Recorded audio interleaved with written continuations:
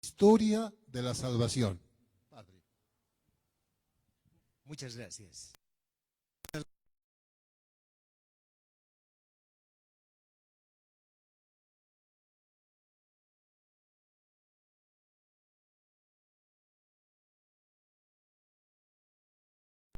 En el nombre del Padre, y del Hijo, y del Espíritu Santo. Amén. Señor Padre Santo, bendito seas por tu amor, por la vida que nos das, porque nos das una palabra y nos ayudas también a vivir nuestra vida llena de salvación. Concédenos, Señor, poder verte, obrar en nuestras vidas y ayudar a nuestros hermanos y hermanas también a encontrarte. Te lo pedimos por Jesucristo nuestro Señor. Amén. En el nombre del Padre, y del Hijo, y del Espíritu Santo. Amén. Buenas noches, hermanos.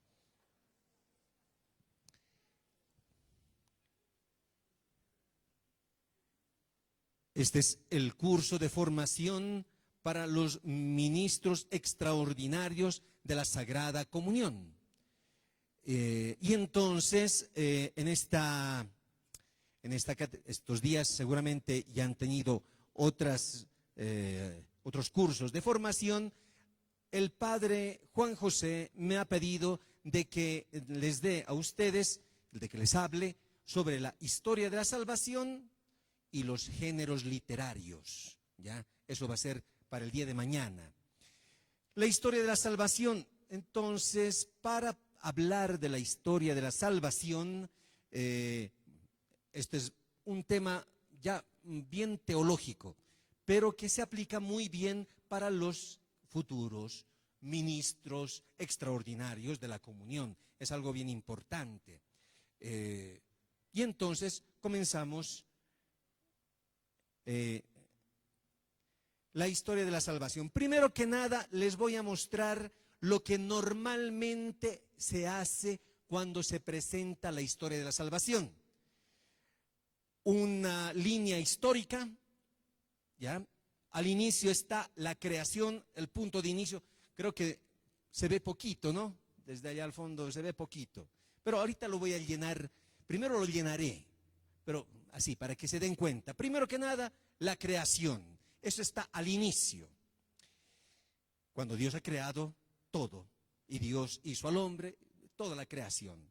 Después de esto está el pecado original, Génesis 3, que seguramente ustedes conocen, ¿verdad? Pecado original, Adán y Eva, la serpiente, deben saber, ¿no? Después del pecado original está más o menos en el año 2000 la historia de Abraham. Ahí se los he puesto una imagen que no se ve bien, pero es Abraham que está por sacrificar a su hijo Isaac. Ustedes saben que Abraham ya era anciano y Sara, su mujer, era estéril, no podían tener hijitos, pero Dios va a hacer una historia de salvación, le va a dar un hijito, pero después le va a pedir a su hijo para que lo sacrifique. Esto es está en Génesis 22, por ejemplo, la historia del sacrificio, más o menos alrededor del año 2000. Los patriarcas, Abraham tuvo un hijo de la promesa que se llama Isaac. Muy bien, muy bien. Isaac tuvo dos hijos, Esaú y Jacob. Muy bien, ustedes saben la historia de la salvación. Esaú y Jacob. Jacob va a tener 12 hijos más Dina, o sea, 13. ¿Ya? Y entonces se cuenta toda la historia de José. Todo esto está en el libro del Génesis. Luego, más o menos en el año 1250, está el momento del Éxodo. El pueblo de Israel había estado ya en la esclavitud de Egipto 400 años. Imagínense, 400 años como esclavos. Y luego ahí aparece Moisés, Dios lo manda a Moisés para salvarlos de la esclavitud, hacerlos salir de Egipto. Eso es en el 1250. Van a caminar luego por el desierto, etcétera, ¿verdad? ¿Se recuerdan? ¿Cuántos años van a caminar por el desierto? Ustedes saben muy bien. 40 años en el desierto y van a llegar entonces a la tierra prometida, más o menos en el 1210 van a llegar a la tierra prometida. ¿Moisés va a entrar a la tierra prometida? No, muy bien. Ustedes se van a sacar 100 sobre 100, creo. Muy bien. ¿Quién entra? ¿Quién va a liderar al pueblo para entrar en la tierra prometida? Es Josué. Y entonces está el libro de Josué, ya que cuenta cómo va a ser este momento en el 1210. Y ahí comienza toda la historia de los jueces, varios jueces, está Josué, está Sansón, está Débora, hay varios jueces. Finalmente va a venir el tiempo de los reyes, ¿ya? Y entonces, alrededor del año 1020, tenemos la historia de el rey David. David es el segundo rey. ¿Quién era el primer rey? Saúl, muy bien. Saúl es el primer rey. Y después de Saúl, que más o menos obedecía al Señor, ¿ya? Pero luego ahí va a venir David. Después de David viene Salomón y van a venir los otros reyes. Ahí está, todo esto está en el libro de Samuel y de los reyes, toda esta historia, ¿ya? Es bien interesante. Estamos yendo rápido, porque estoy presentando el cuadro. En este periodo de los reyes van a aparecer varios profetas, ¿ya? Va a aparecer, por ejemplo, el profeta Eliseo, el profeta Elías, va a aparecer el profeta Natán, van a aparecer otros profetas, los profetas mayores, Isaías, Jeremías, Ezequiel, Daniel, ¿no? Los profetas, es el tiempo de los profetas. Después, en el tiempo de los reyes, ahí también aparecen los profetas. Y luego, un hecho traumático. El año 586, un año terrible. Porque en el año 586, anótense por favor, es el año del segundo exilio, porque ya ha habido antes el primer exilio, 597, no lo he puesto porque si no, no me entraban las líneas. Entonces, 597 es el primer exilio, 586, segundo exilio babilonés. Un momento traumático. Van a quemarlo el templo, van a quemar las murallas de Jerusalén, que lo habían construido los reyes, lo destruyen. Y se lo llevan a la gente importante, se lo llevan. Un momento terrible, terrible, triste para el pueblo de Israel. En efecto, eso va a ser doloroso. El profeta Jeremías, importante en este periodo, es él el que les va a decir, cuidado, hay que convertirse, ¿qué están haciendo? Jeremías va a hablar bien fuerte y lo van a meter a la cárcel a Jeremías por hablar así. Van a decir, este parece que es de la oposición. Lo meten a la cárcel, este está por los babilonios, es filo babilonés. Así lo. Entonces, pobrecito, sufre muchísimo. Pero es fuerte lo que tiene que hacer Jeremías. Y luego, después del exilio, ¿cuántos años va a estar el pueblo en el exilio? Aquí ya están un poquito flacos. ¿Qué ha pasado? O sea, hasta ahí nomás habían sabido. 40 años después de que son llevados al exilio, en el año, por favor, 537, van a volver. Atención, 538 es el edicto de Ciro, rey de Persia, que dice que vuelvan a la tierra los judíos, que vuelvan a su tierra. 537 comienzan a reconstruir Jerusalén. Los primeros judíos que retornan a la cabeza de Zorobabel, van a comenzar a reconstruir, va a ser difícil, porque estaban ahí los samaritanos que no querían dejarles, ya se lo habían agarrado el terreno. Y entonces ya las cosas que pasan hoy en día, no, los avasalladores, esas cosas, ya existían en ese tiempo, se habían entrado, eran de ellos, y entonces cuando vuelven, apenas tienen que volver a reconstruir Jerusalén. El templo lo van a reconstruir, va a ser difícil, los profetas van a ayudar, el profeta Zacarías, Ageo, ahí ayudan muchísimo. Y luego entonces está el retorno del exilio. Ahí hay otros momentos difíciles, porque luego van a venir los macabeos, la revolución macabea, no se los he puesto, ¿ya? Pero están los macabeos, luego van a venir porque estaban los griegos, los seleucidas, luego van a venir los romanos, y ahí, a ese punto, entonces, en el año 0, nace Jesucristo. ¿Ya? ¿Se están anotando? Ya, bien. Pero esto lo van a encontrar también en internet, seguramente, seguro. Ya han debido buscar ustedes historia de la salvación. Yo se los he, esto yo me lo he hecho. Me he pasado una semana así poniéndoles, así para que salga bien bonito. El año 0 se encarna Jesucristo, el Hijo de Dios, se hace hombre, el Salvador, el Mesías, el Señor, viene para salvarnos. Definitivamente, Él va a cumplir el plan de Dios. Inmediatamente después de que nace la iglesia, bueno, muere Jesucristo en la cruz, resucita, comienza la iglesia. Y entonces es el tiempo de la iglesia. Van a comenzar los primeros apóstoles a predicar, primero cerca de Jerusalén, por Samaria, y ya viene San Pablo que va a ir a todo el mundo, y vienen los padres apostólicos, los padres de la iglesia, los misioneros. Llegan hasta Bolivia, los misioneros, y fundan la iglesia aquí en Bolivia, aquí en La Paz, ¿no? Atención, un dato importante.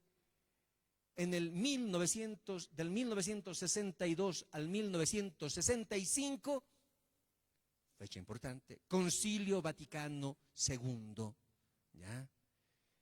Se reúne la iglesia y dice, hay que renovar la iglesia. Es importante, este dato es importante porque nosotros estamos viviendo todas las reformas que ha pedido el Concilio Vaticano II. Hay muchas que todavía no se han puesto en práctica y hay que hacerlas. Y todo esto es historia de la salvación. Actualmente, 2026, tenemos al Papa León XIV que está llevando a la iglesia, que él nos está presidiendo en la caridad, nos ayuda. Y entonces, quería que tengan como inicio, esta es la introducción. Solo la introducción. ¿Ya? Este cuadrito, un cuadro que resume lo que normalmente se hace para hablar de la historia de la salvación. ¿Listo? Bien, teniendo esta línea histórica donde se ponen todos estos puntos, voy a ir despacio a explicar cada punto. ¿Ya? Pasaremos entonces. La creación. Y entonces ustedes han debido leer, han debido escuchar Génesis 1, Génesis 2, ¿verdad? Conocen el relato de la creación. Momento importante, hay una frase que se repite constantemente en el Génesis 1, en el primer relato de la creación. Y vio Dios que era bueno. Dijo Dios, haya la luz. Y hubo la luz. Vio Dios que la luz era buena para dividir el día y la noche. Vio Dios que era buena. Y así va repitiendo hasta que crea al hombre.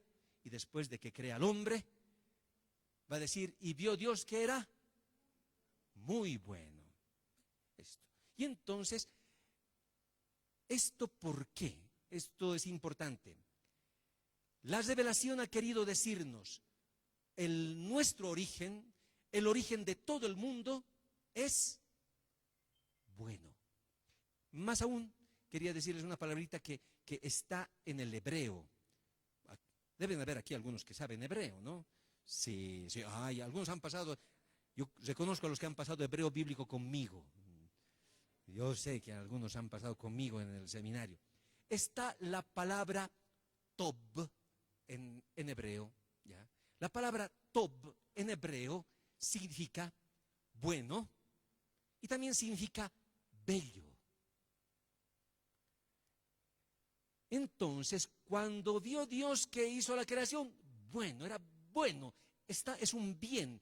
Cuando termina la creación, dice el Señor, y vio Dios que era muy bueno, muy bello, bonito. El inicio de toda la creación es bello. Atención, la iglesia, la revelación, quieren recordar a todos que el inicio no ha sido un inicio feo y bueno, ni modo.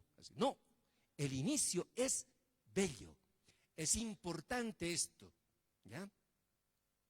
Esto por si acaso, porque imagínense, hay personas que cuando van incluso a la iglesia, van a la misa y piensan de que su vida no es buena. Ustedes no, seguramente, ¿no? Ustedes piensan que su historia es bonita, es bella, ¿no? ¿O no? Alguno dice que no.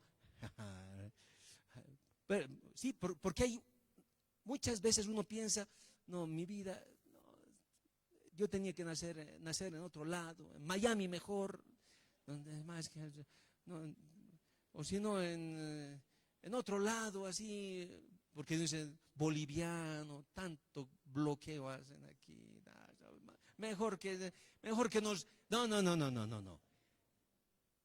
Atención, Génesis 1 está comenzando la historia de la salvación diciendo, la historia, toda la historia es buena, es bella.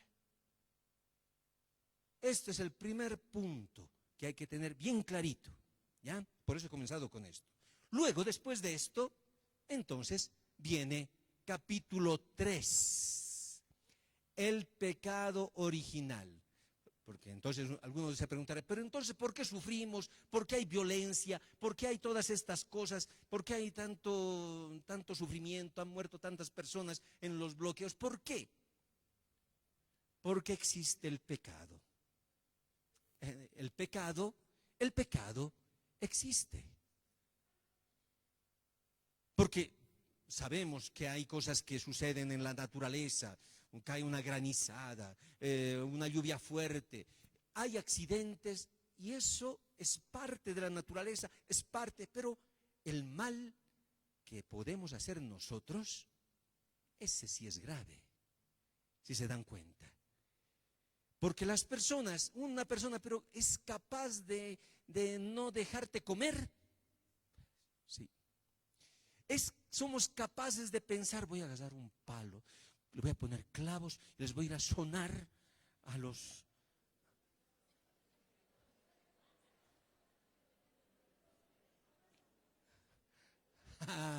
Les he leído la cabeza, ¿no ve? A ver.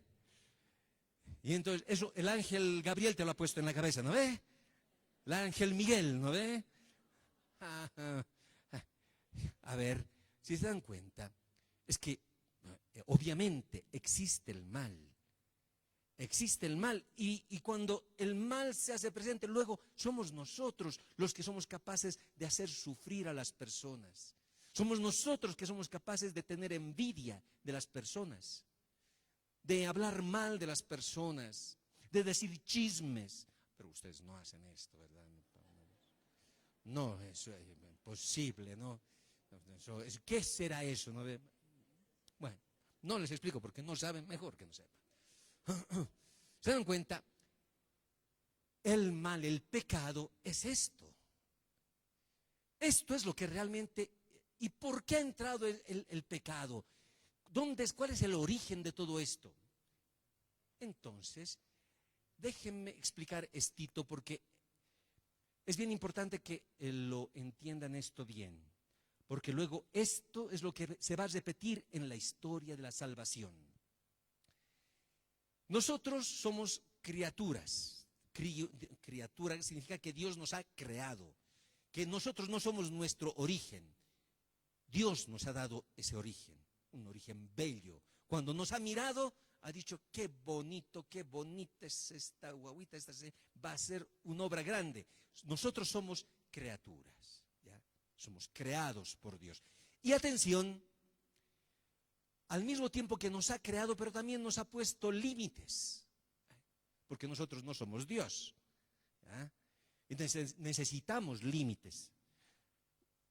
Varios de ustedes deben ser papás, la mayoría deben ser papás, mamás, ¿verdad? Si a los niños, para criar a un niño, hace falta saberle poner límites. Porque si no le pones límites, crece como un salvaje, ¿no? Así, va por aquí, por allá, parece Tarzán y hace necesita límites, ¿eh? Dios cuando nos ha creado bien, pero también nos ha puesto límites. ¿Cuál era el límite que Dios ha puesto en Génesis 2? No comer, la manzana dice, no decía la manzana, pero dice, no comer del fruto del árbol del conocimiento, ¿ya?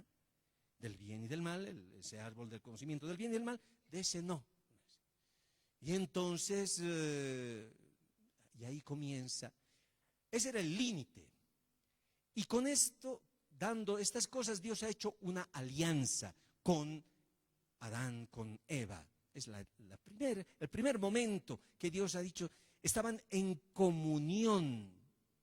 Problema, cuando viene el tentador, la serpiente, el diablo, ¿qué es lo que hace? Génesis 3:1 dice que el tentador le pone una duda. ¿De verdad Dios te quiere?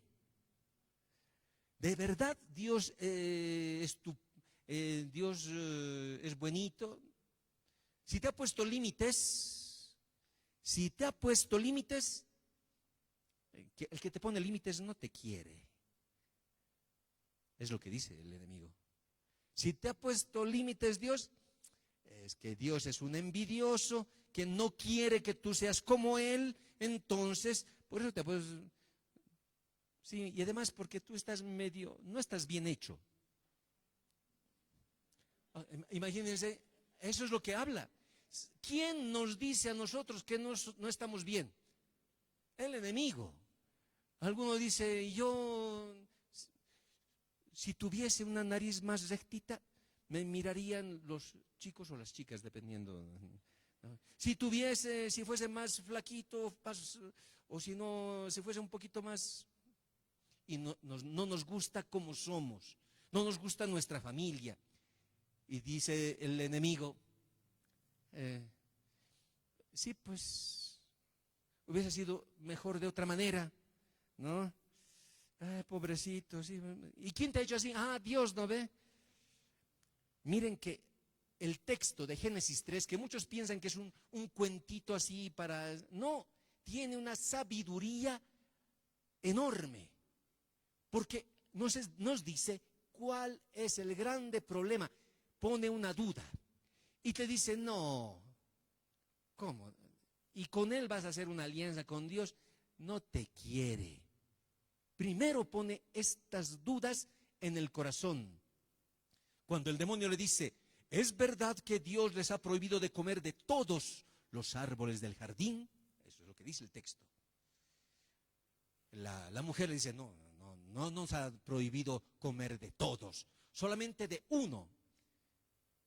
La lógica te hace decir, si no puedo comer uno, es como si no puedo comer de ninguno. Algunos no vas a hacer esto, justo eso quieren. No sé si a ustedes les ha pasado, a un niño le dices, no vas a entrar en ese cuarto. ¿Qué cosa quiere hacer? Ahí, ¿no ve? ¿Será que no es que es por si acaso? Este es el grande problema.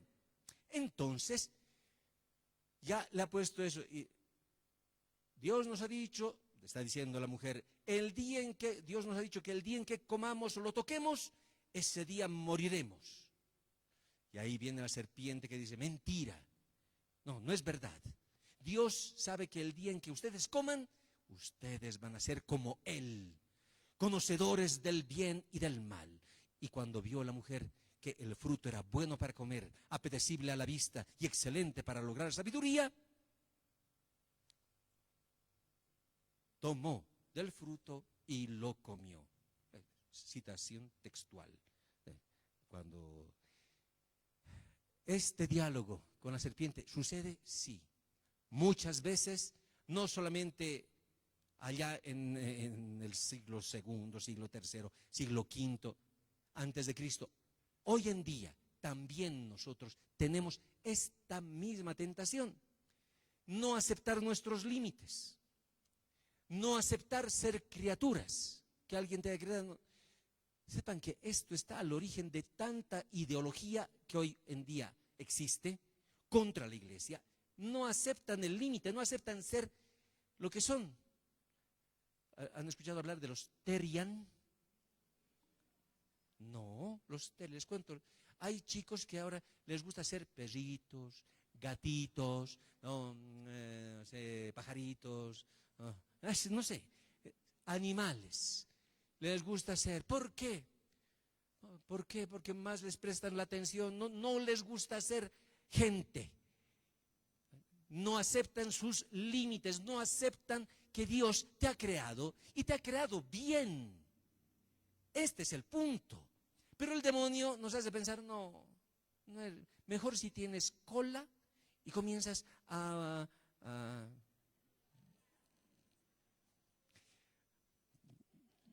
no lo voy a decir. ¿No? Este es el problema. Eso es hablando de los Terian, pero tanta ideología, porque algunos no se acepta ser varón y quiere ser mujer. Y algunos que no aceptan ser mujeres y quieren ser varones, ¿no? Este es el grande problema. Y este es el pecado. Algunos dicen, pecado es cuando digo una mentira, el problema fundamental es decirle no a Dios. Este es el pecado. A esto lleva el pecado. A esto nos lleva el enemigo. Cuando hablamos con el enemigo, a esto nos quiere llevar. Lo hizo con Adán, lo hizo con Eva. ¿Lo habrá hecho con los patriarcas? Sí. ¿Lo habrá hecho con los profetas? Hasta Jesucristo le ha tentado el enemigo. ¿Se recuerdan, no? Entonces, esta es la tentación y muchas veces, pues somos débiles y nos dejamos engañar por el enemigo. Este es el pecado, porque entonces el pecado es negar su verdad, negarle a Dios, decir, no, tú no me has creado, yo me voy a crear solito. Detrás de algunas ideologías que hoy en día hay en boga, dice, mujer no se nace, se hace. Ideología del feminismo. Eso lo han sacado hace 2 siglos, filósofos. Negar su verdad. Vivir de apariencias. Yo quiero ser otra cosa, no lo que realmente soy. Este es el punto. Sepan que esto es el pecado. Estamos hablando de historia de la salvación. ¿De qué cosa nos tiene que salvar el Señor? De esto fundamentalmente. Y voy a presentarles ahora la historia, toda la historia. ¿Ya? Y el grande problema es, Dios ha dicho sí, ha dicho que exista Pablo. Y Pablo ha existido, bellísimo, ¿no? Un chico, yo no me gustaba cuando yo era jovencito, no me gustaba. Yo quería tener churquitos, quería cabello churquito, yo quería tener.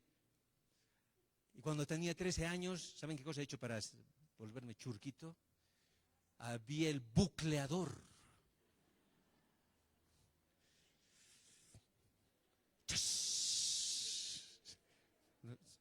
No sé, se recordarán antiguamente, ¿no?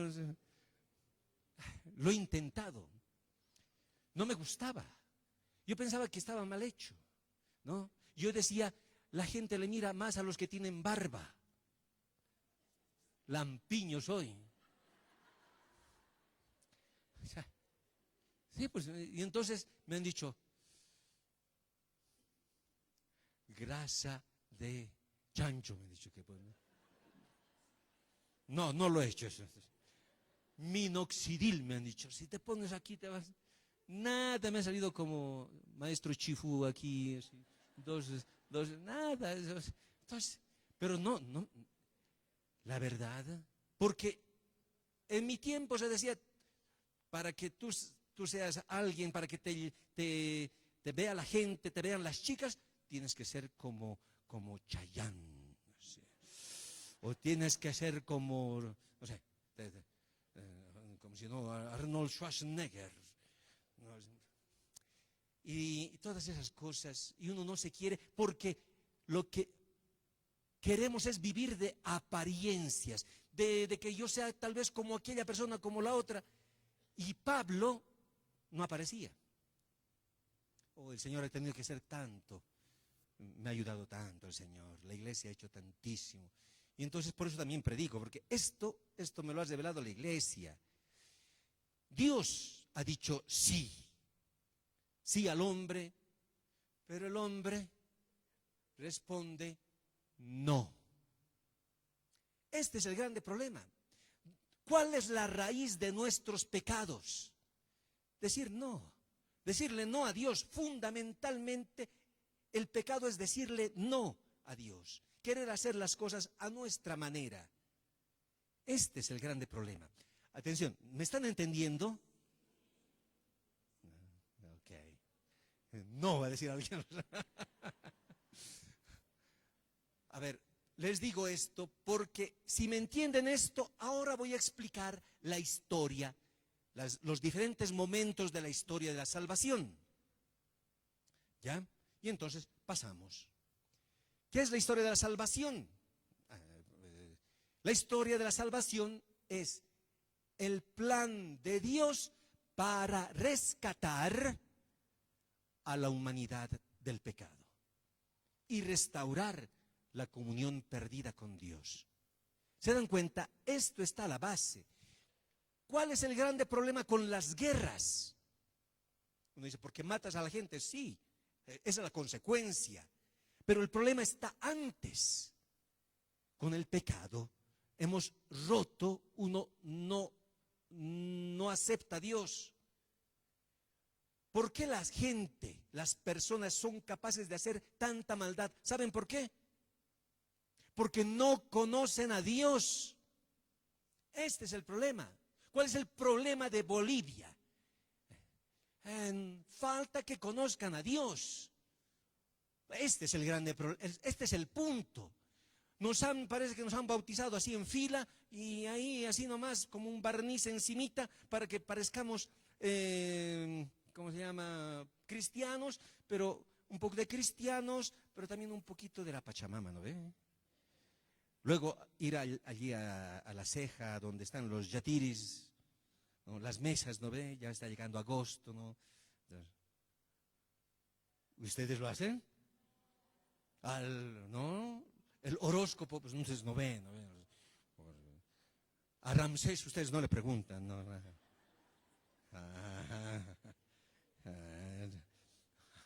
Sí, pero solamente por curiosidad. No, el grande problema es este. ¿De qué cosa nos tiene que salvar el Señor? Del pecado. Este es el grande problema para todos. El problema en una familia. ¿Por qué se dividen las familias? Porque los hijos se enojan con los papás y los papás también con los hijos. El problema grande es el pecado, el no aceptar ser criatura, no aceptar tu verdad, mi verdad. Esto es. Y el plan de Dios es de salvarnos, rescatarnos de esta situación. ¿Cómo Dios interviene en la historia? Ahora, ¿cómo? Porque hay que ver. ¿Cómo interviene Dios con la historia? Con una espada, ¿no? ¡Sas! ¿Dónde están los enemigos? ¡Sas! ¡Sas! Eso es así como hace Dios, ¿no? No, así no lo hace Dios. Dios interviene con grandes obras. Y la Sagrada Escritura nos lo relata, nos va a contar la Sagrada Escritura. Así, cuando agarras el Antiguo Testamento, hay algunos que cuando leen el Antiguo Testamento dicen, ¡ay, qué feo! Mira, a ver, aquí batallas, Sansón, o si no, David que le va a cortar la cabeza al Goliat, ¿no? Y todas esas historias. Es más bonito cuando San Pablo dice, la caridad todo lo acepta. Más bonito el Nuevo Testamento. El Antiguo Testamento, no. Está lleno de las obras de Dios. Y esto les voy a presentar rápidamente. Me estoy pasando. Pucha, pensé que, a ver, vamos, entonces vamos a ir, vamos, adelante. Entonces, ¿cómo Dios interviene en la historia? Con las grandes obras, con su palabra y también con los sufrimientos e injusticias. ¿Eso entra en el plan de Dios? Sí, claro que sí. Entonces, a ver, comenzaremos entonces. Esta línea histórica ya la saben. Entonces vamos a comenzar por lo siguiente. Vamos a ver los patriarcas, Abraham, Isaac, Jacob, los 12 hijos. Abraham, ustedes conocen la historia de Abraham. Era un hombre que era de Ur de Caldea, no tenía hijos. ¿Quién le iba a heredar? Un criado, toda la plata que tenía, un criado, era politeísta, iba detrás de otros dioses. Abraham. Y Dios se va a aproximar a Abraham y le va a decir, vas a tener un hijo. Y el Abraham le va a mirar a la Sara, ¿no? Sí, con Sara, le va a decir. Pero ¿será posible? Sí, ya. Bueno, entonces, vete a la tierra que yo te voy a mandar. Y comienza Abraham a caminar y nada, no hay hijo, nada. Y entonces dice Abraham, ¿qué pasará? En la ley, había la ley del tiempo, en ese tiempo, ya, de Mesopotamia, en ese lugar, había una ley que decía que la esclava de la mujer, si quedaba encinta del patrón y daba a luz en las rodillas de la señora, podía adoptarlo como hijo de ella. Y entonces Sara tenía su esclava Agar. Y entonces la Sara le dice, Abraham, derecho mesopotámico. Y Abraham, pobrecito, pues, ni modo, ¿no? Y entonces va a tener un hijo, Agar va a tener un hijo con Abraham. ¿Ya? Ismael se llama.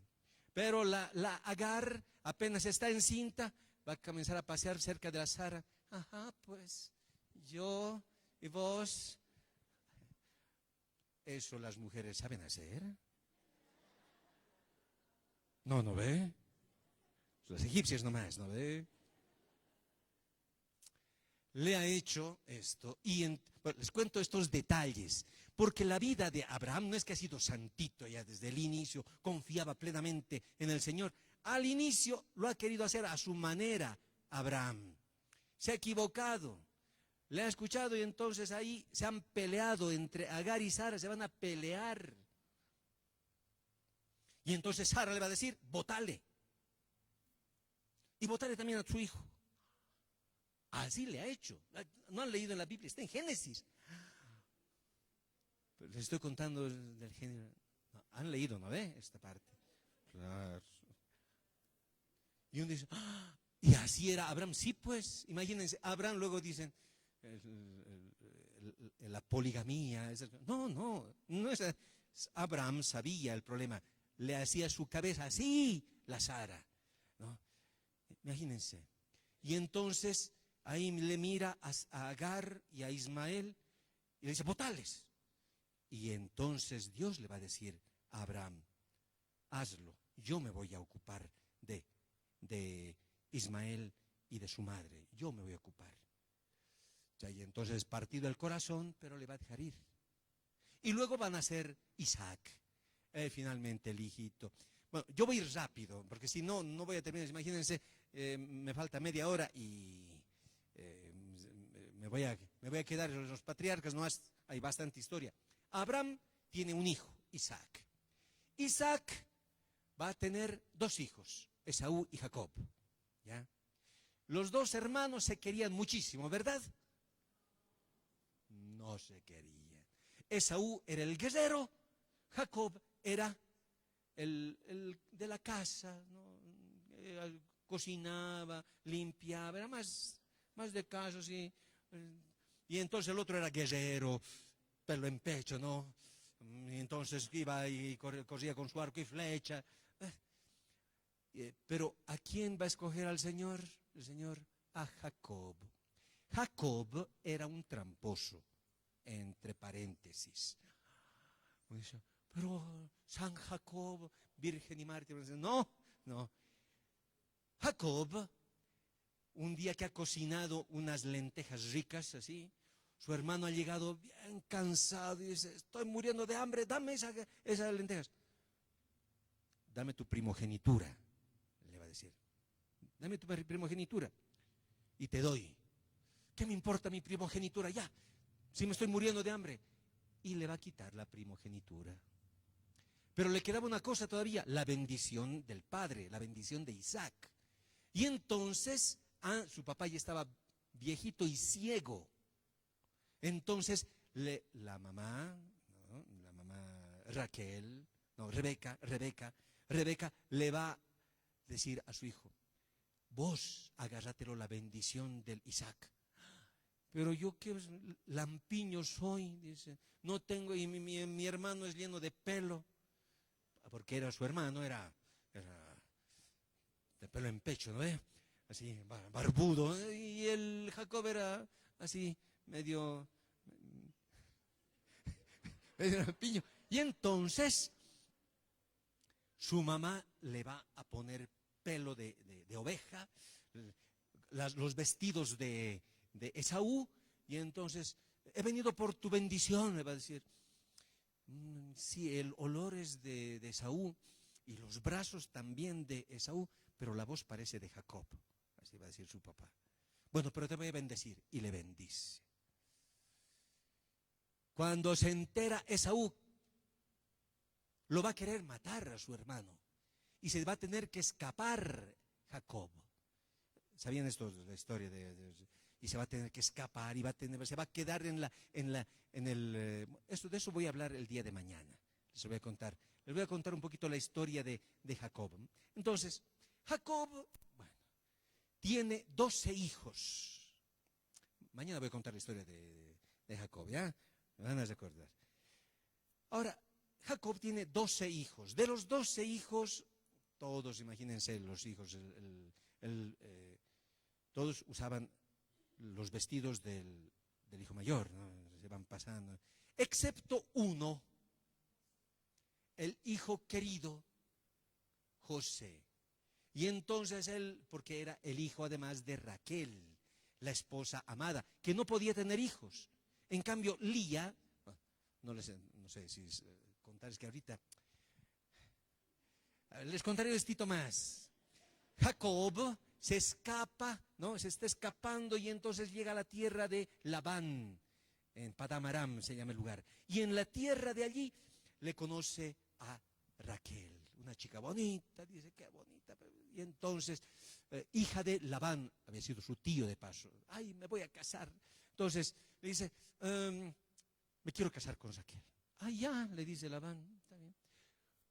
Vas a trabajar para mí 7 años. Jacob dice, listo pues, 7 años por Raquel. Y entonces, en esos días no había luz en la noche, ¿no? Entonces le llevan a la esposa y le entregan al Jacob.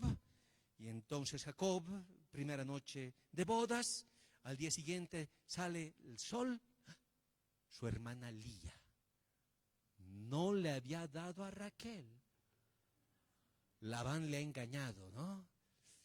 Y entonces el Jacob dice, pero 7 años nos has hecho trabajar por Raquel y me das a Lía. Es que aquí nosotros no damos a la segunda antes de la primera. Pero trabaja otros 7 años para mí, te doy también a la Raquel. ¿Saben qué va a hacer? Otros 7 años. Y entonces uno dice, qué barbaridad. Entre tramposos, ¿no ve? Jacob era tramposo, Labán peor todavía, más tramposo. Y luego se van a hacer así, entonces va a tener Raquel y Lía. Y además las, derecho mesopotámico, entonces también sus criadas van a tener hijos para el Jacob. Total, 12. Uno dice, pero ¿cómo ha tenido 12? ¿Sabían esto, no? Ahora recién se están enterando. Ahora van a agarrarse del Génesis, lo van a leer. ¿Listo? Si no, ¿cómo van? Y entonces aquí comienza la historia de José. Y José, Jacob que escapa, el sueño de Jacob, pasaremos, va a ungir y lo va a volver, ese lugar, Betel, es el lugar donde van a construir. Bueno, José es el que le van a tener envidia a sus hermanos. Porque era tan preferido que tenía ¿cómo se puede decir? Un vestido especial que el Jacob se lo había hecho. Entonces, imagínense, un ratito, todavía no. Entonces, pasaremos atrás. Ahí. Y entonces, tanto le tenían bronca a José que lo van a querer matar.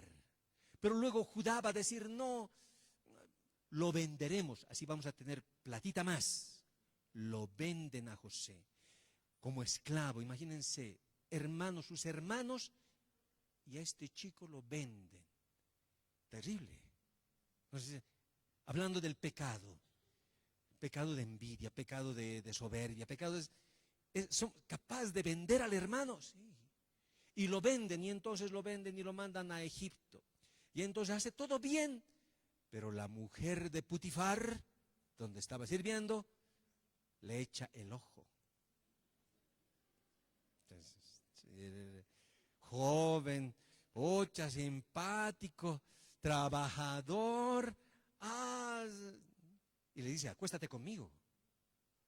Le va a decir la mujer a él. Jacob va a decir, no, ¿cómo voy a hacer esto?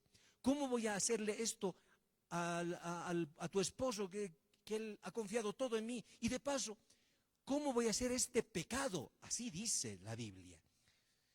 Así le vas a rechazar. Hasta que un día Bueno, es la historia de José.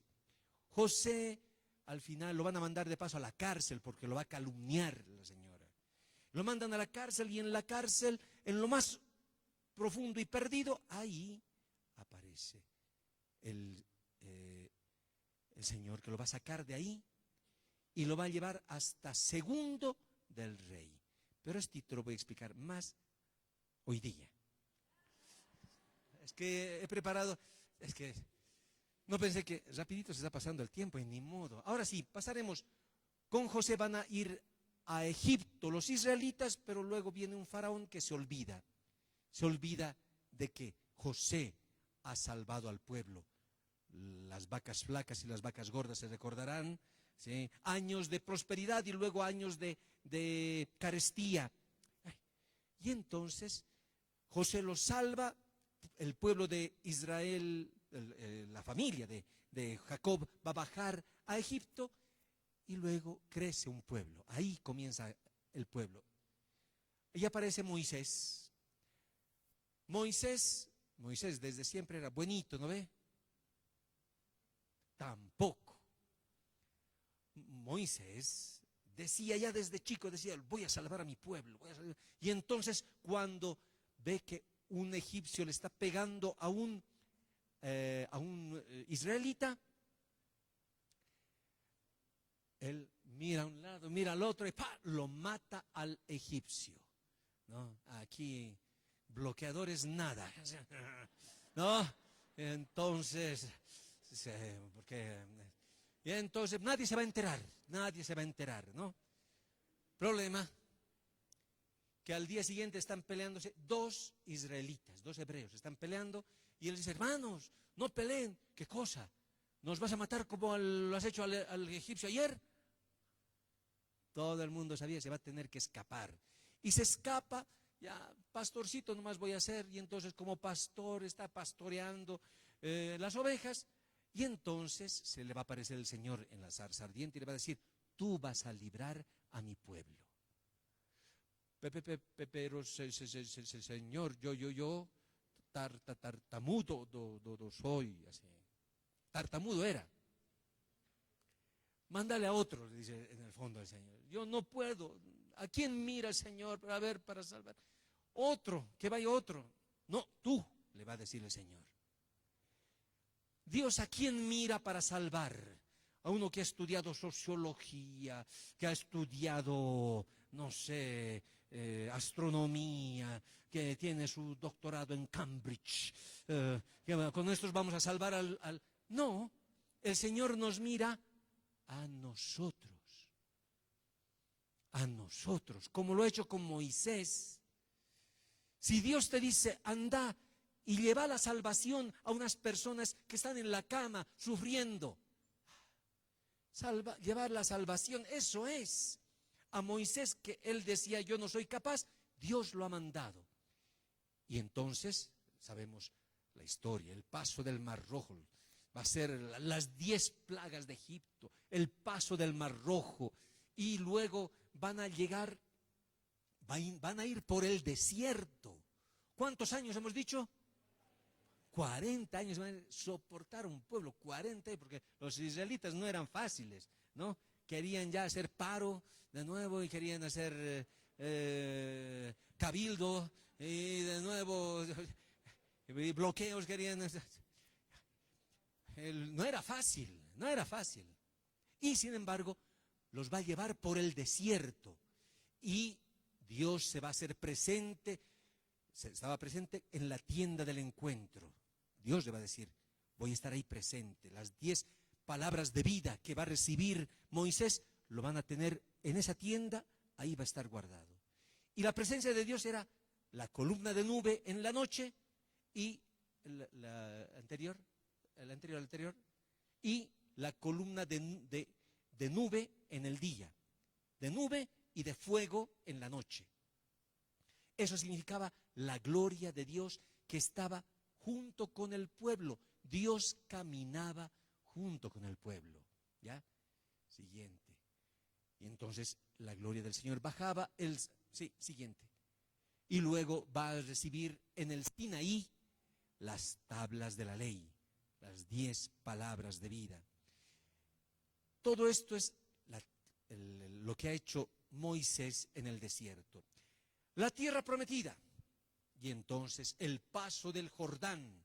Imagínense, para pasar el Jordán ya no había Moisés. Van a disculpar un ratito.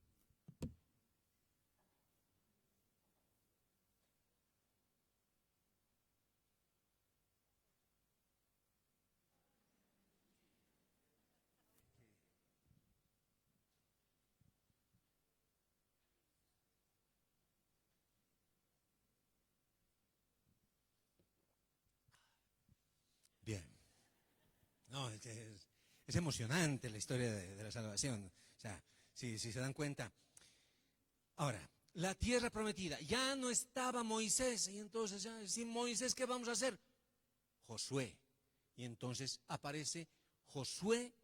Él, ¿qué cosa tiene que hacer? No es que se tiene que inventar algo. Josué va a recibir la orden de hacer lo que ha enseñado, lo que ha recibido de Moisés. Y entonces va a pasar el río Jordán con el arca de la alianza. Y van a conquistar la conquista de Jericó, la conquista de Ai. Esos momentos son importantes. Hay sitios en los que dejaremos. ¿Por qué? Porque uno dice, entonces han sido guerreros, han ganado a pueblos.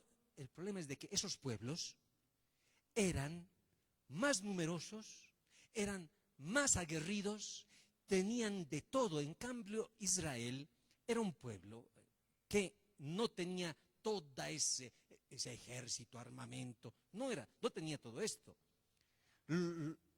Los pueblos de Canaán estaban los jebuseos, los hititas, los perisitas, los jebuseos.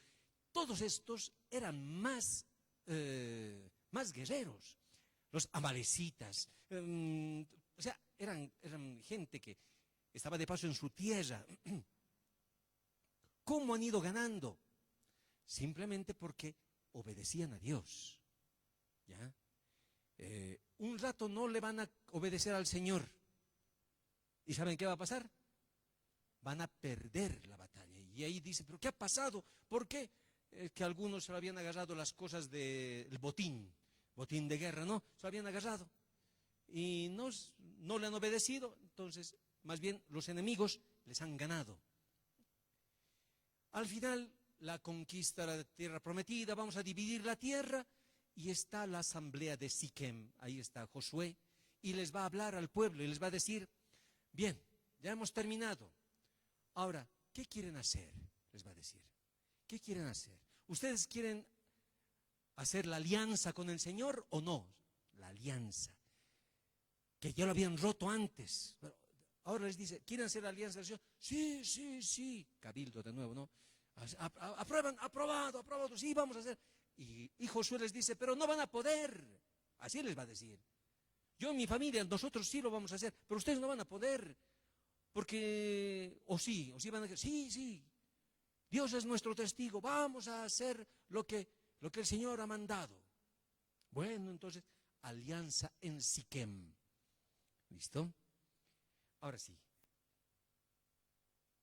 Después, ahí van a estar los jueces, les he dicho, están varios jueces, pero luego van a llegar los reyes. Primero está Saúl, luego va a venir David, el rey David, imagínense.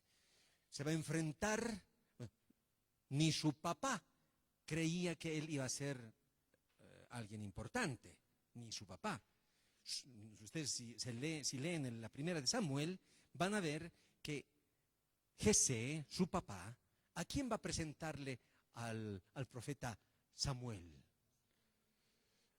Su primer hijo, un alto así de 2 metros, así lleno también de repente pelo en pecho, ¿no? Así de esos que dice, aquí, Eliab. Y Dios dice, no, él no. El segundo, otro tipazo, no, él tampoco. El tercero, cuarto, quinto, sexto, séptimo. Y Samuel dice, ¿y hay alguien más? El pequeñito, pero está pastoreando, que venga. Y cuando viene el pequeñito así, ojos así claros, rubio, le gustaba tocar la lira, ¿no? Y hablaba con las ovejitas, así. Y Dios le dice, a él.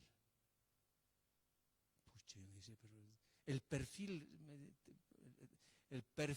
¿cómo es el perfil para el Señor? Y dice el Señor a Samuel, porque Dios ve el corazón, no las apariencias. Así es la historia de la salvación. Dice, yo soy indigno. Sí, somos indignos. Totalmente de acuerdo. Y sin embargo, Dios nos mira. Si Dios, por medio de la iglesia, les dice, vas a llevar el cuerpo de Cristo para llevar la salvación a alguien, esto es lo que van a hacer, Dios mediante. Un mandato de la iglesia, Aquí no hay derechos. ¿Ser ministro de la comunión es un derecho humano? No, no. Yo tengo derecho porque soy catequista. No, no. Es una gracia. Es algo gratuito. Dios te quiere dar, listo. Te lo puede quitar también. Si es que, no, padre, yo ya soy patriarca de los matriarca de los ministros. No, padre, no me quites así. No. Van a obedecer, ¿no ve a su párroco? ¿O no? ¿O van a hacer un mitín ahí, un bloqueo? ¿No? Capaz, no, pues no. Porque Dios nos mira y nos da, es una gracia, ¿ya? Dios le ha escogido así a David. David va a tener el siguiente. David, el pecado de David. Ustedes saben el pecado de David. David, muy bien todo eso, pero después, cuando llega otra vez, ya se ha acomodado, ya se ha creído. Y entonces le dice a los guerreros: vayan ustedes a pelear, yo voy a quedar. No sale con el ejército, como antes lo hacía. Y cuando se queda a descansar, un día se levanta tarde, ¿no? Desde la terraza del palacio, y mira una mujer que se está bañando. ¡Qué bonita! ¿Cómo se llama? Betsabé. Tráiganle pues. Y le traen, sus soldados le van a traer, claro que sí. Y se va a acostar con ella. Todo, todo tranquilo. No, le dice: estoy encinta. Y el David dice: ¿y ahora? Que venga su esposo, Urías elitita, uno de sus generales, que estaba en el frente de la batalla peleando. Que venga, a ver, contame, Urías, ¿qué han hecho? Así estamos. Qué bien, come, papito, come. Y a ver, toma, y lo hace emborrachar. David lo va a hacer emborrachar a Urías. Le dice: ahora baja a tu casa.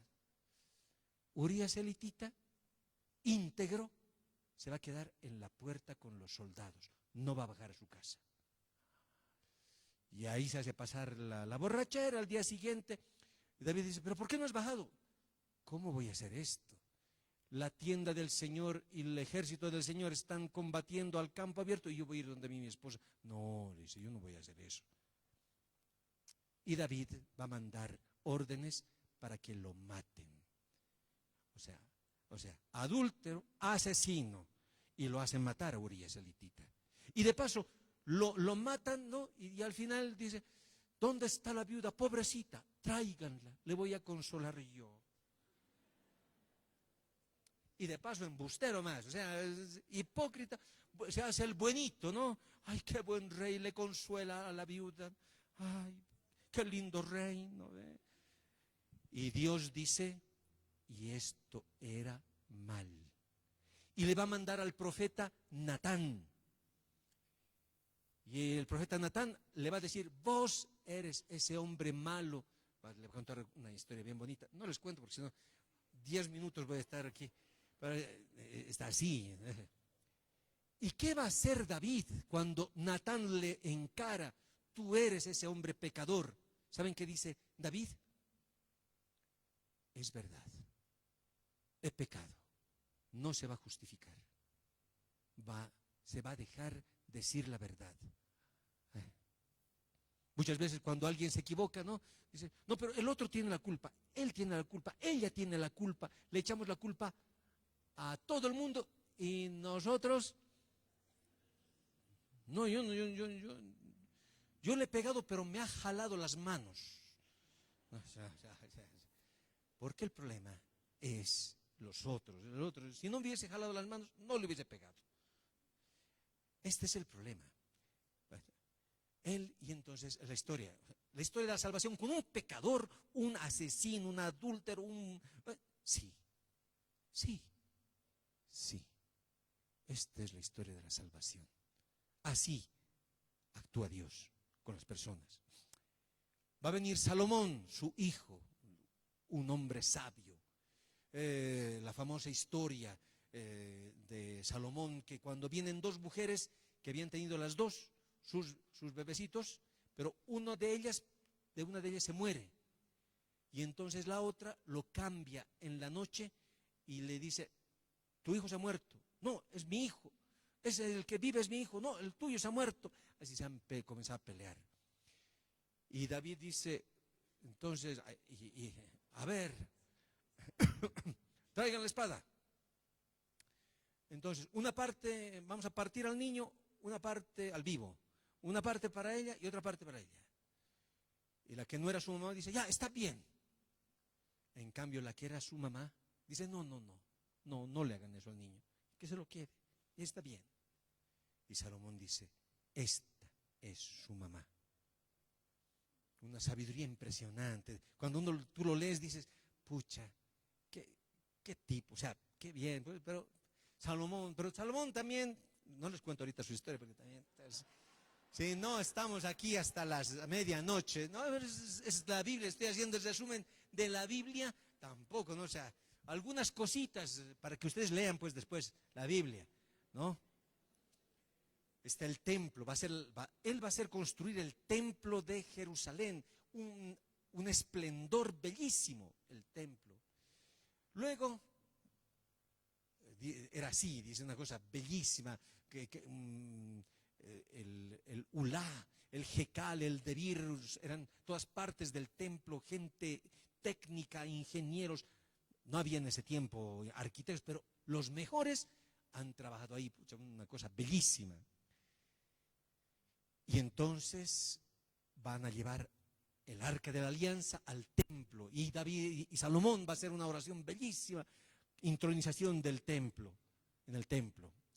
Pero, perdón, un poquito atrás.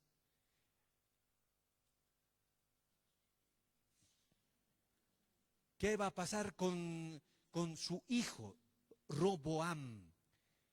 Sucede en el trono a Salomón, su hijo Roboam. Bueno, estoy contando la historia, pero ¿qué hacemos, padre? Se me ha pasado el tiempo, 10:15. Sí, sí. Ya esto. Entonces, la división, Roboam,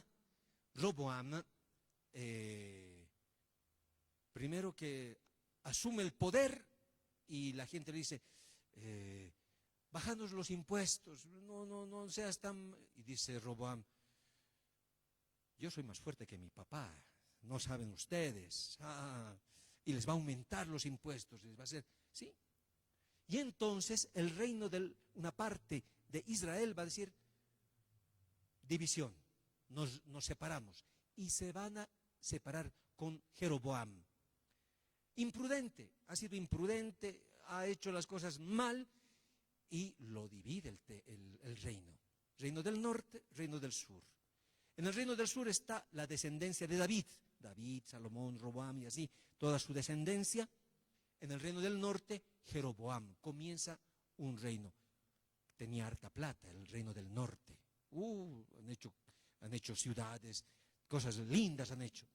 La división del templo. Entonces, en este periodo vienen los profetas. Está Elías, Eliseo, ¿no?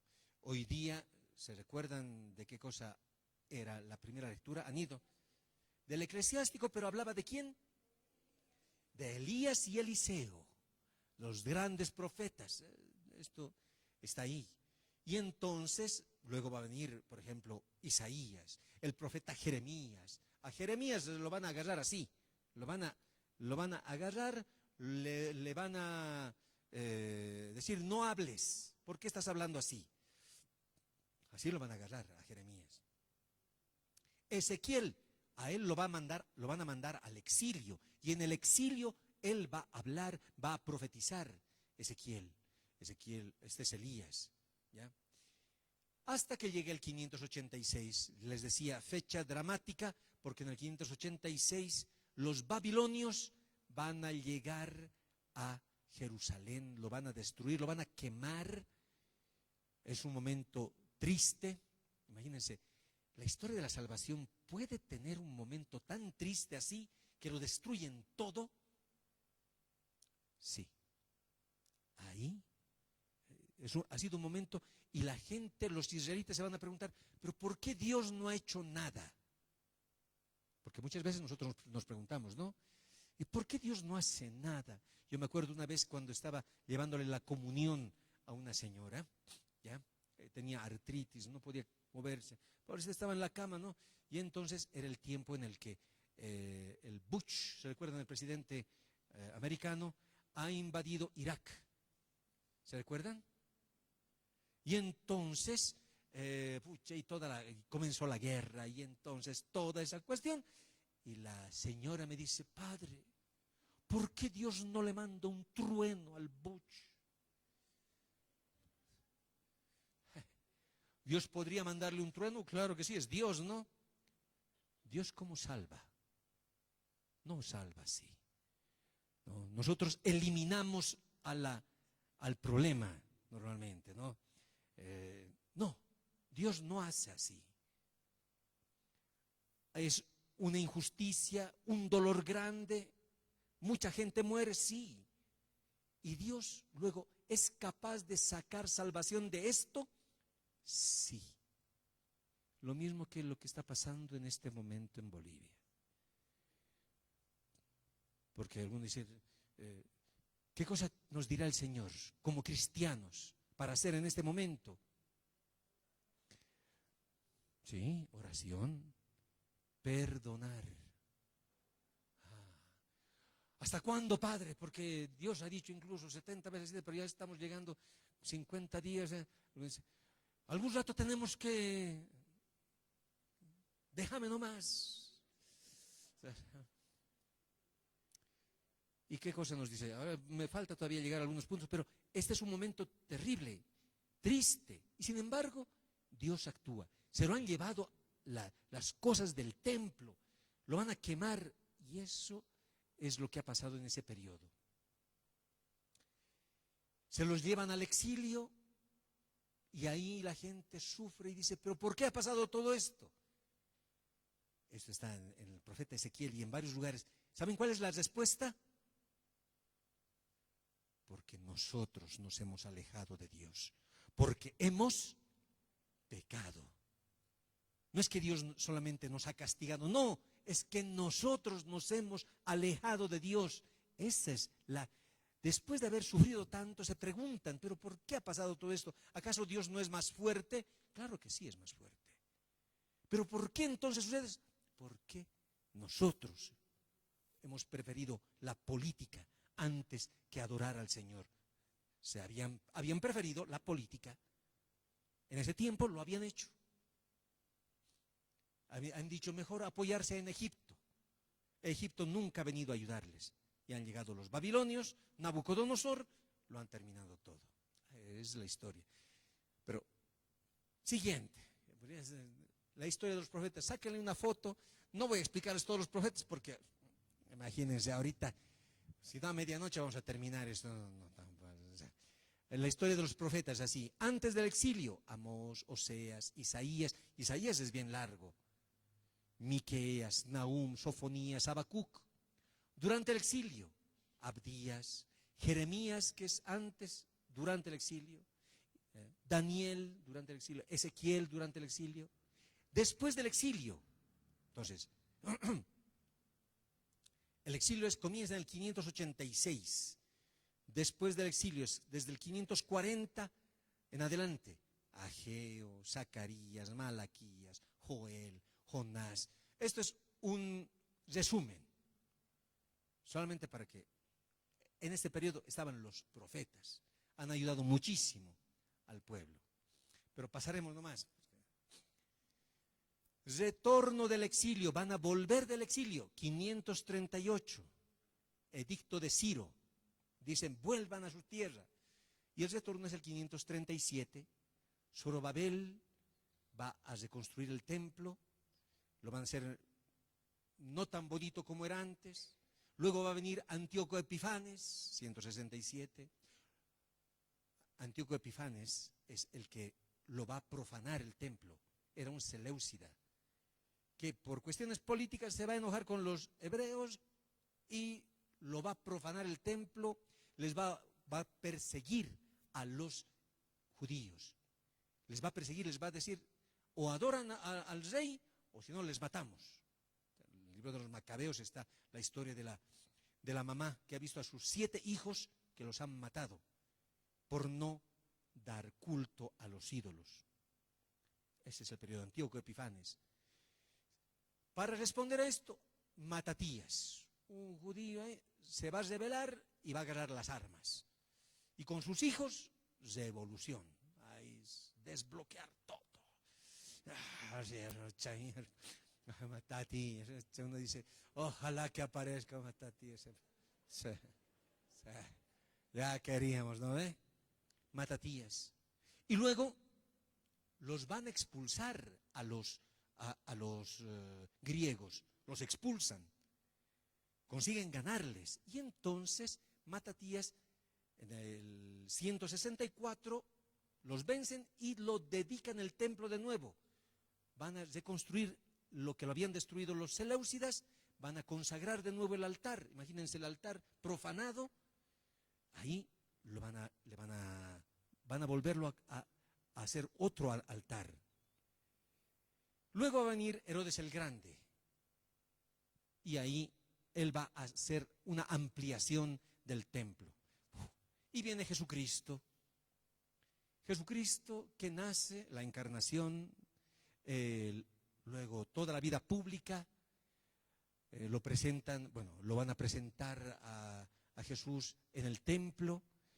Jesucristo va a ir al templo de nuevo cuando tiene 12 años y va a hacer preguntas y respuestas a los sabios del templo, ¿no?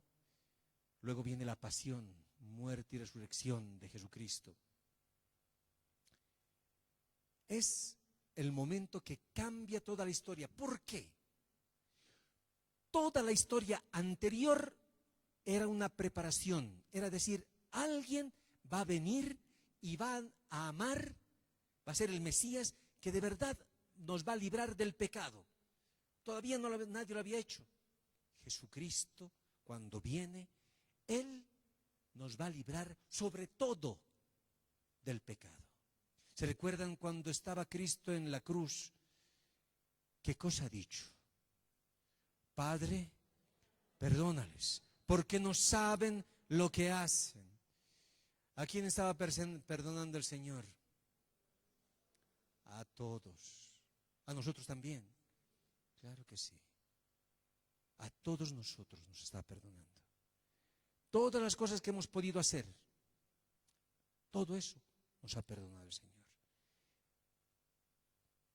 Si nos ponemos a pensar un ratito, esa es historia de salvación.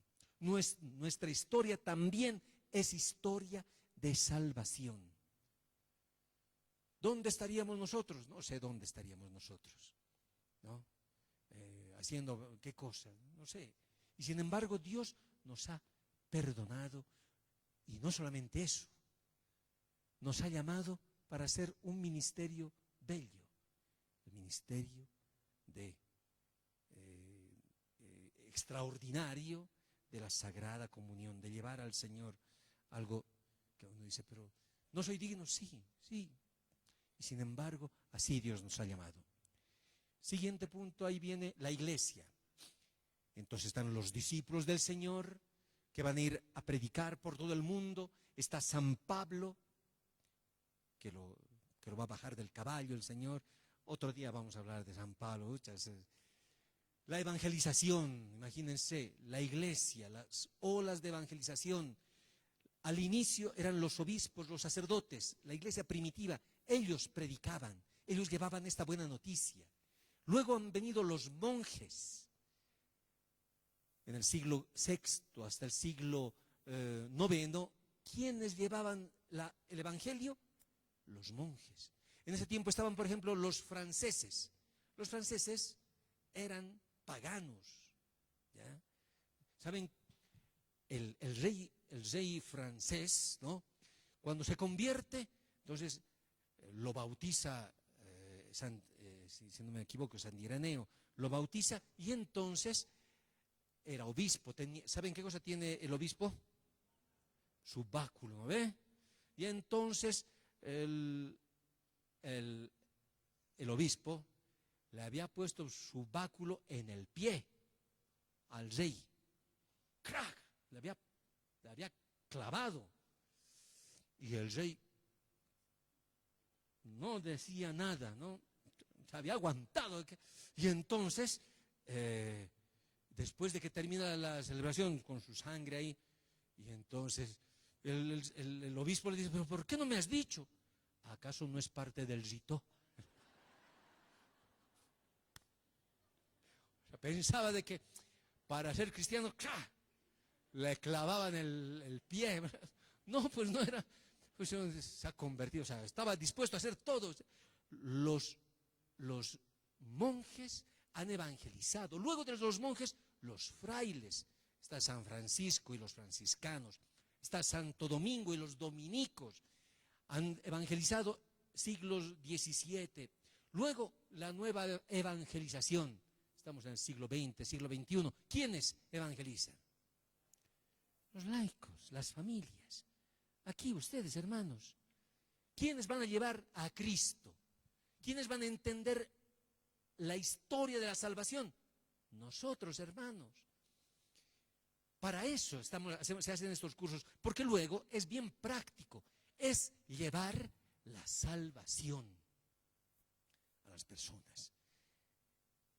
¿Qué cosa es la pastoral? La pastoral es llevar las personas a Cristo y llevar Cristo a las personas. Esa es la ayuda. Y algunos lo van a hacer y dicen, yo no sé hablar, padre, yo no sé. Moisés, ¿recuerda Moisés? Entonces, ya estoy terminando. Entonces, ¿qué es la historia de la salvación?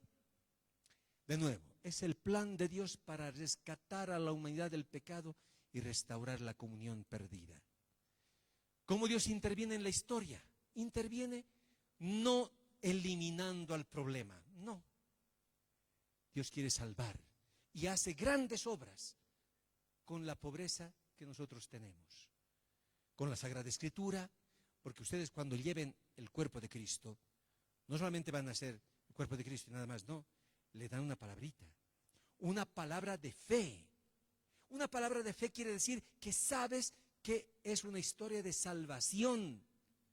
Tu historia es una historia de salvación y su historia es una historia de salvación. ¿Pasa también por el sufrimiento? Claro que sí, pasa por el sufrimiento. Estoy terminando, bueno, no sé, pucha. ¿Qué hacemos? Terminaré. Así. Les he contado rápidamente la historia de José, ¿no? José era el preferido de Jacob. Le ha hecho una túnica especial para él. Era el más querido, pues, ¿no? Imagínense. Pero cuando hay un preferido, ¿qué pasa con los demás? Se enojan, ¿no ve? En una parroquia, cuando hay el grupo preferido del padrecito, los demás contentos, ¿no ve? Envidia, ¿no ve?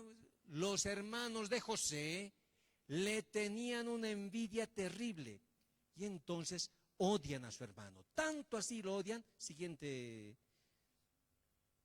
No, esto no se ve porque necesitaba un poquito más de. Hay un artista que ha pintado a los hermanos de José como con un poco de aspecto de lobos. No se ve ahorita bien, pero por eso me ha impactado. He dicho, qué bien, así son los artistas, que le pescan, ¿no? Son hermanos, pero parecen lobos. Y también los ismaelitas que los están llevando a José, también tienen algo de lobos. Porque así es la gente que vende personas. Hay gentes que raptan y venden a las personas. Es así. Lo odian tanto. ¿Qué va a pasar entonces? Siguiente, que lo van a vender a su hermano, imagínense su hermano, no, no me hagan, no me hagan. Y sus hermanos, ahí está el soñador, te lo mereces. Así, con rabia, ¿no? Cara, ¿no? Así. Son cosas que, si nos ponemos a pensar, son las cosas que luego nosotros hablamos, ¿o no? Esa rabia, ese regionalismo, esas cosas, así lo han tratado.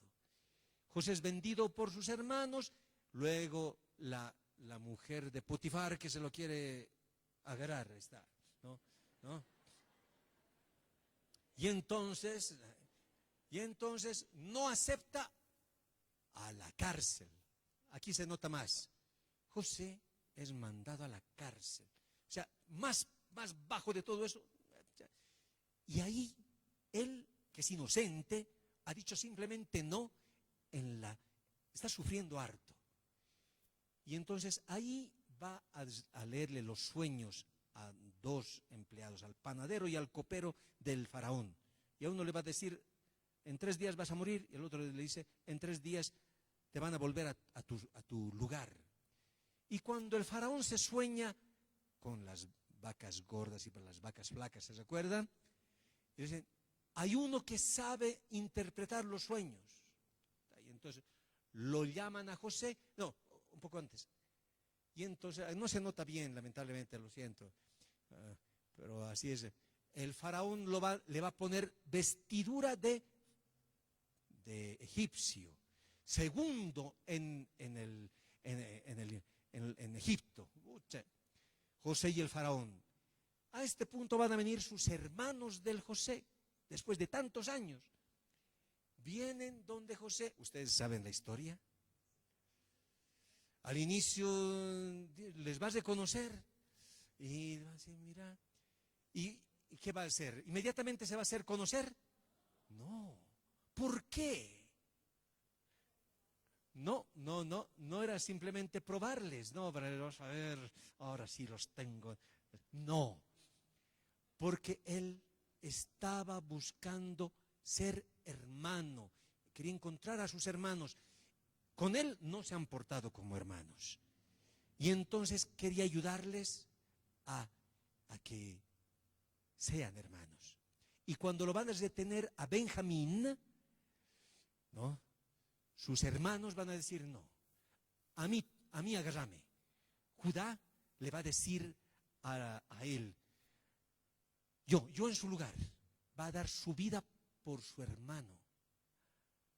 Ahí es el momento en el que cambia todo, porque se da cuenta, ya no son los lobos de antes. Ahora son hermanos, capaces de dar la vida por el otro. Y entonces en ese momento José se emociona, hace salir a todos y dice, yo soy José, el hermano de ustedes me han vendido. Es bellísimo este momento. Esta es la historia de la salvación, es la historia de José, porque allí en ese momento, ¿qué cosa va a decir? No se entristezcan y no se enojen por haberme vendido. Dios me envió delante de ustedes para salvar sus vidas. Él ha entendido la historia de la salvación. Todo lo que ha sufrido era porque Dios le ha puesto en ese lugar para salvar a sus hermanos. Tu historia y mi historia. Un ministro de la comunión. Es una historia de salvación. Lo que ustedes hacen no es solamente una cosita así no, es historia de la salvación. Dios tiene un plan de salvación para tu vida, para mi vida y también para estos hermanos. Esto es a lo que Dios nos llama. Y esto es entender el plan de salvación. Que el Señor pues nos conceda hacer esta obra importante, llevar la salvación a las personas. Éxito sería, hermanos.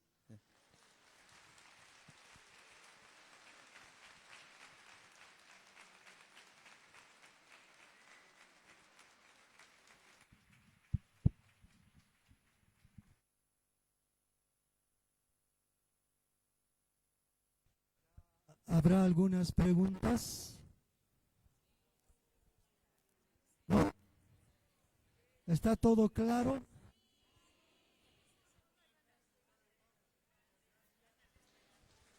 Haremos una oración entonces para terminar.